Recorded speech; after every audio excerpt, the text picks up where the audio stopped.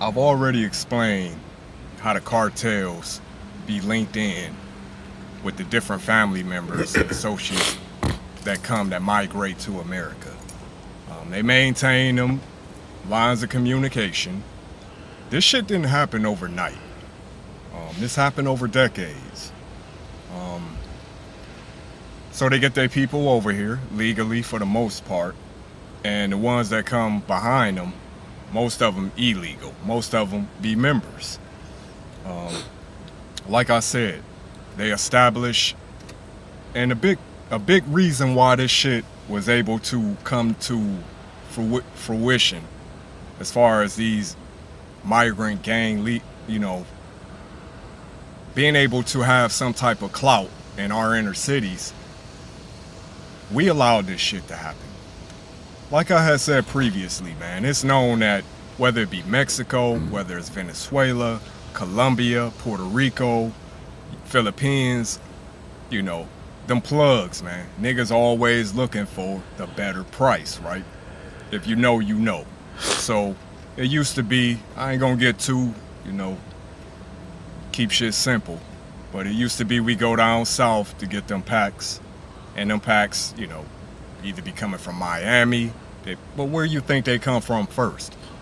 But we all understand that. But so they get over here, like I said, over the course of these last couple decades, the members, they kind of, get a rapport with the black members around the communities, link up, but they always had a bigger plan, man. See, we always allow, and this shit is not about racism, this shit is about survivalism.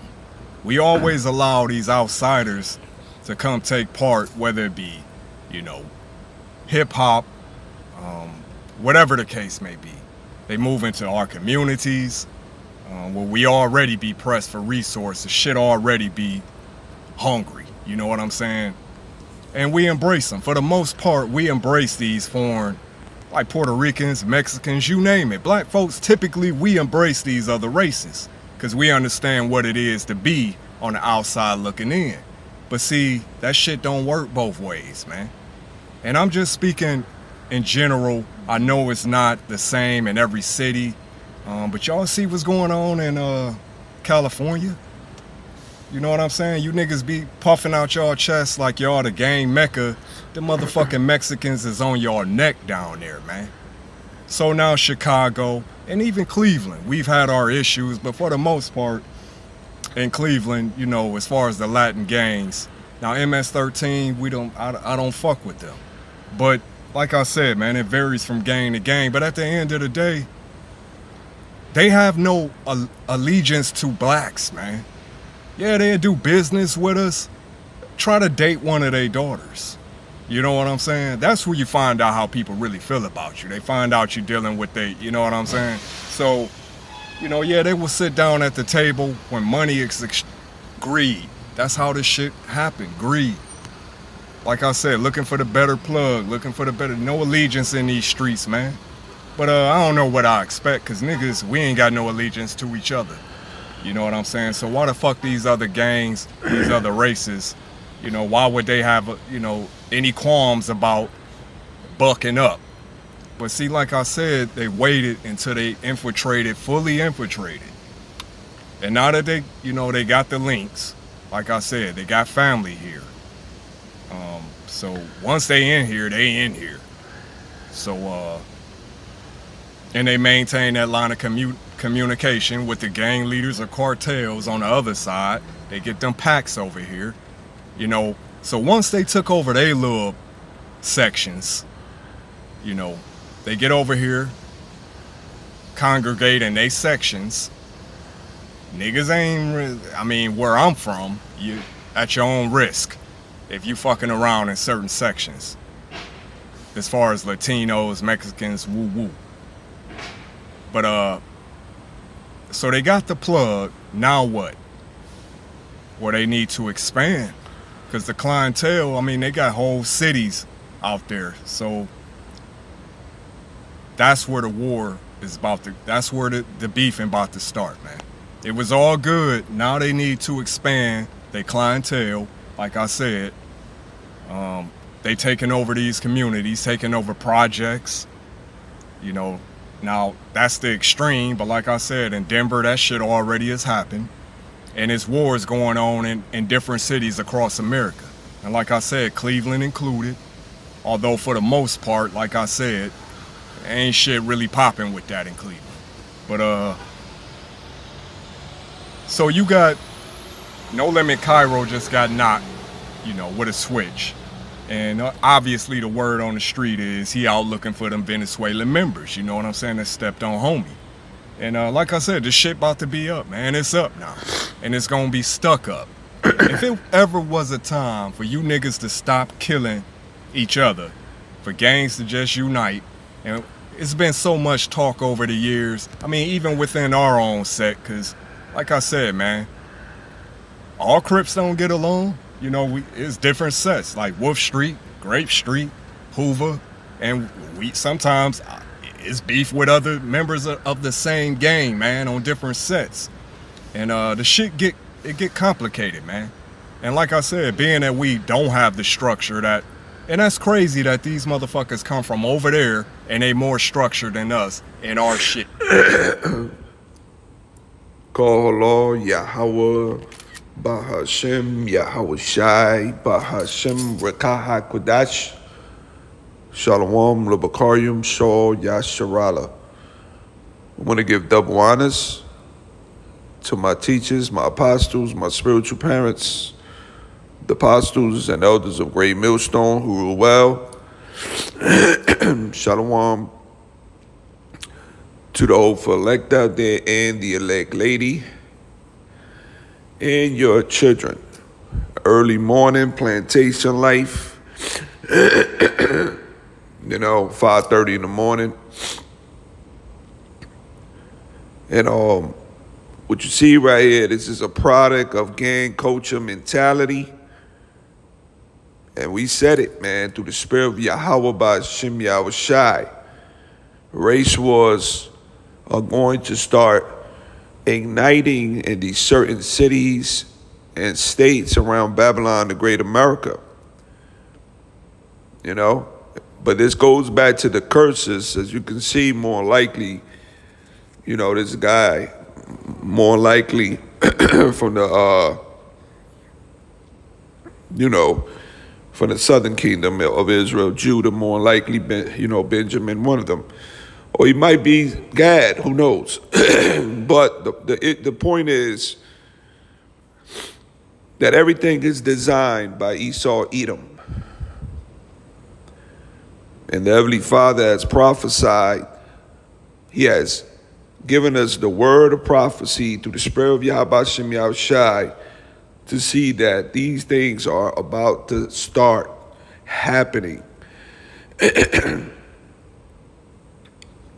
Gang culture is death. Fair use under the 1976 Copyright Act. I'm not getting paid for this. This is only for educational purposes only. I know how you devils get down. But anyway, gang culture is deaf. Black and gang culture is deaf. Latino gang culture is deaf. And these all go back to the curses. And when you could see what this man is talking about, he's fed up. He wants to unite all the black gangs so they could come against these Venezuelan northerners that are coming from the border. You know, I want to show you something. This is going to ultimately cause, you know, violence and death in these streets. What are you seeing are the beginning of a fire that's being kindled. And it's going to grow into a furnace. I want to show you something. Fair use.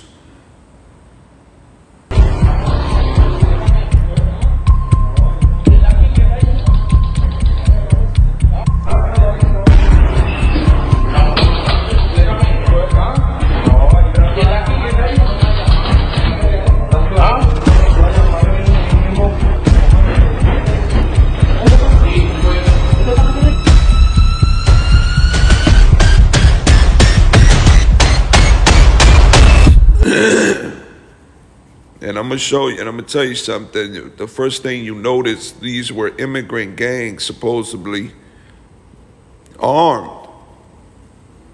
They're armed. Each one of them had a weapon on them. And they're going around supposedly, you know, knocking on people's doors and taking over the apartment complex.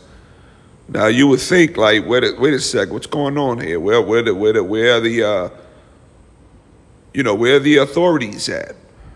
Where's the popo when you need them? You know, and when you notice this, you know, this picture right here, you see a lot of trash outside. You know, this is more likely the hood. That's the parking lot. You know, you don't see this shit in these neighborhoods where Esau lives at.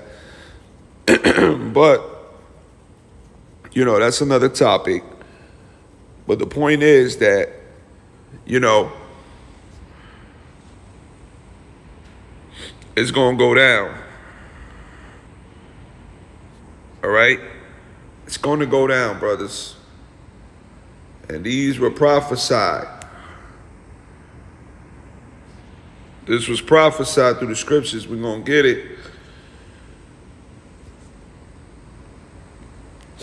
Let me just take a screenshot of this. This is going down. It's about to get real heavy out here. Real crazy. But this guy wants to link up all the black gangs, and that's your race wars. Not to mention Esau. He's going to come down and, you know, with his little militant groups. Not to mention you got Asian gangs, you know. It's going to get purge out here, man. It's going to be the purge. You know, Jacob's trouble. And it's going to be a lot of death. That's why, you know, we got to pray to Yahweh Shem Yahushai, all right, for mercy and to keep that hedge over us, you know. Let's go to 2nd Ezra 13. I'm going to go verse 30. I'm going to start at verse 29. Behold, the days come when the Most High will begin to deliver them that are upon the earth. And he shall come to the astonishment of them that dwell on the earth. And one shall undertake to fight against another, one city against another, one place against another, one people against another, and one realm against another.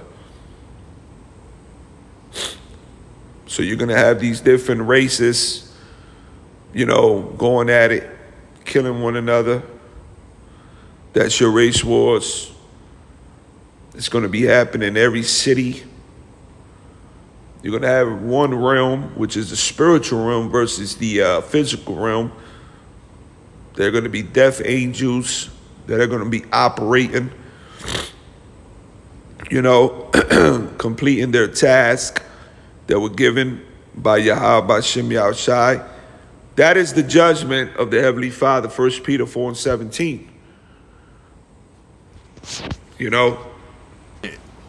You know what I'm saying? But they understand that's the only way they're going to survive. That's the only way. So they own that shit.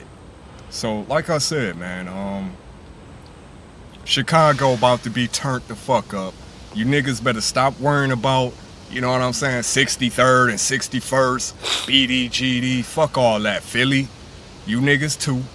You know what I'm saying? Coming to a city near you, man. I'm telling you. A lot of niggas is just sleep on this shit. A lot of you niggas is doing business with these motherfuckers. And I understand, you know what I'm saying? Like I you got to understand, the way this man's thinking is he's not alone. So the race wars are coming, brothers. You know, shalom.